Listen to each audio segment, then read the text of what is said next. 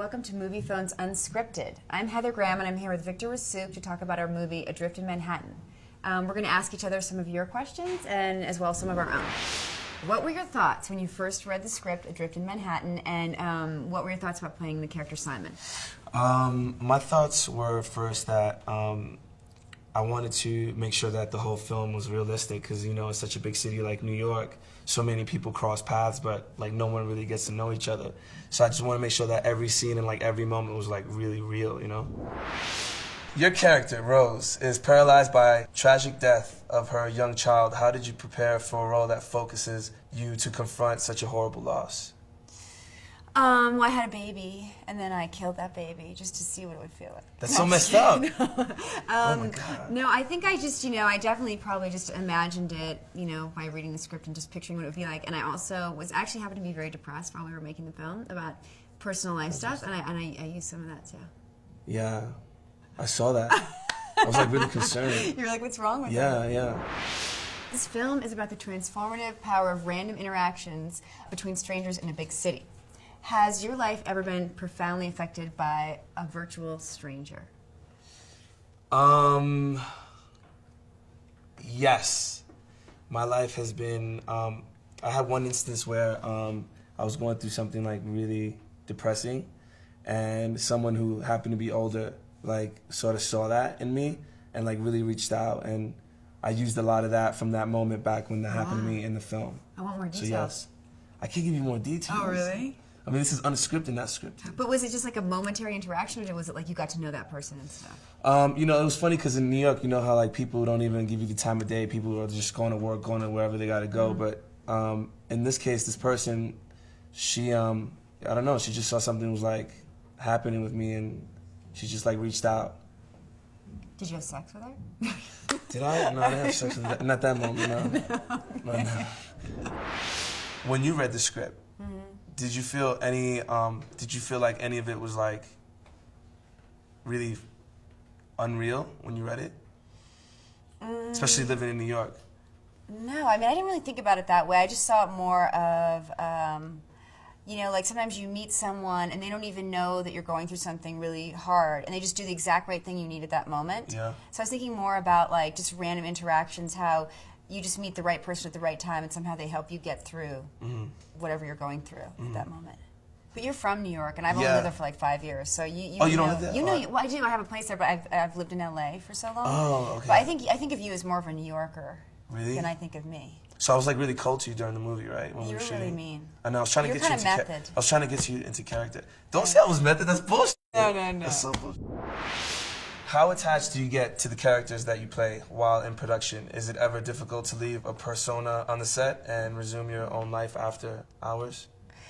Well, in this movie, my character's going through this really difficult thing, and she's very depressed. And I felt that I was depressed, but weirdly, like when we started working, it really helped me. Like I felt happy, like that we were working, and I was enjoying what we were doing. So I felt like I could use the feeling of depression, but that it was like made me feel so good to be working on the movie and to be, creative and doing the part, that it actually made me feel a lot better. Yeah. Yeah, so it didn't make me more depressed. In fact, it made me feel like excited to go to work the next But I day. did do a play once about September 11th, and every night we had to pretend like it was September 11th, and I kind of got my whole body started to like fall apart, and I got sick, and that sucked.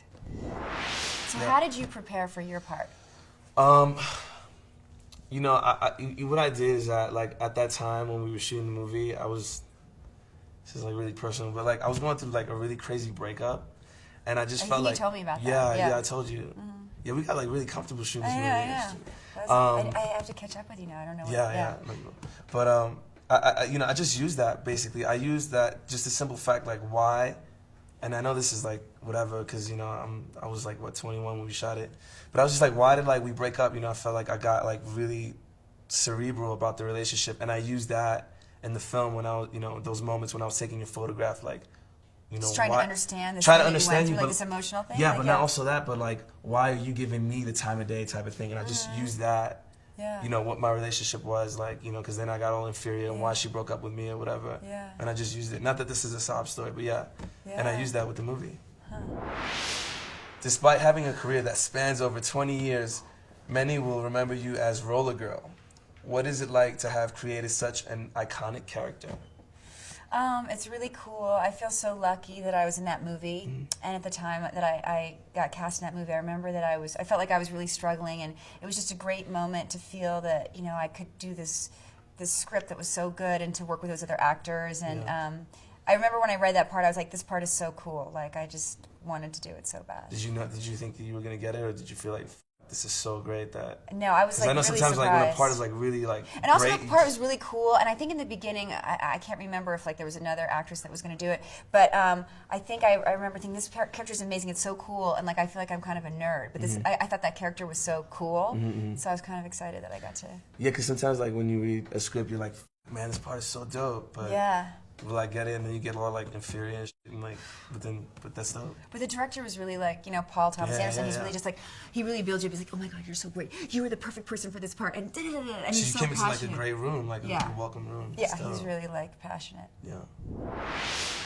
At what point in your life did you catch the acting bug? Well, I'm 23 now, so I think I caught it when I was like 18. I was already acting at 14, but I didn't like take it serious. But until I was 18, I took it serious. And it's so scary when you say, all right, this is like what I want to do for the rest of my life.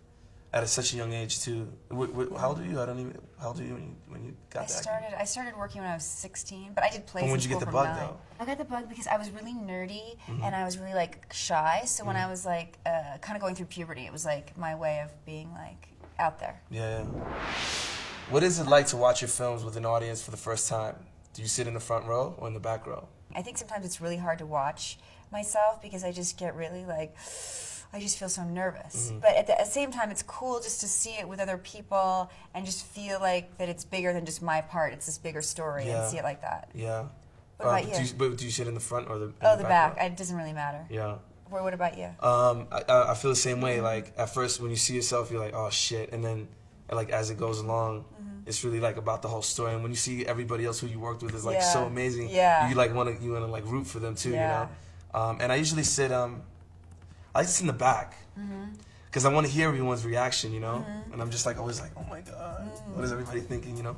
All right, thank you, Victor and Moviefone, and thanks to everyone for sending in their questions. And everyone should go see Adrift in Manhattan. So now I want to keep asking personal questions. I feel like more comfortable.